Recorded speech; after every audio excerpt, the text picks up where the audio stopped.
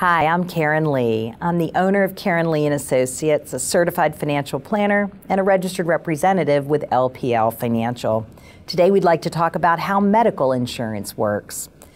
Well, the first thing we'll talk about is that an individual provider, a doctor or a hospital, first has to have a contract with your insurance company. If they do that, if they accept your insurance, then they have already made an agreement with the insurance company on certain maximum charges for all procedures. So the first thing medical insurance can do for you is make sure that you are getting a discounted cost for virtually all medical procedures. From this point on, one health insurance policy, medical insurance, is going to vary from another. But in general, a policy will have a deductible, co-insurance, and then a maximum out-of-pocket expense. A deductible is set as the amount of money that you first have to pay out of pocket without the insurance company helping out. Now again, you cannot be charged more than the agreed upon contractual cost that the insurance company's worked out with the provider. Once you've reached your deductible, co-insurance would kick in. Co-insurance then sets a percentage that of each procedure you're going to pay, with the insurance company paying the other percent. So for example, you might have a co-insurance of 20%, that means the insurance company picks up 80. It could be as low as 10 or 15% or as high as 30 to 40%.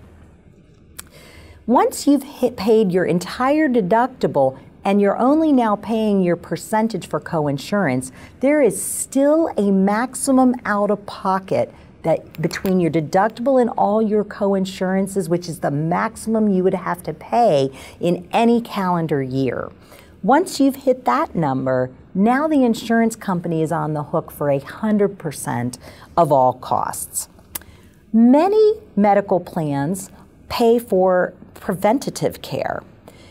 If they do, often they will pay that at 100%, not including the deductible. So from day one, they would cover immunizations for your children, physicals for your children and yourself, mammograms for women over 40, and other procedures that are deemed preventative. But again, health insurance varies from one plan to another. So that is simply if you have 100% preventative care.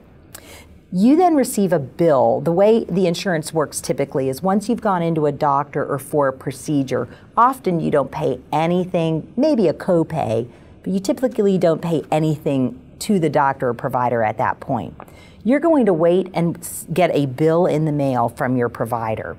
Make sure not to pay that bill until you can see that both there has been a discount to the cost of your procedure, that's the contractual arranged amount, and that your insurance company has sent in the amount that they are supposed to pay, so that only what is left is your co-insurance portion.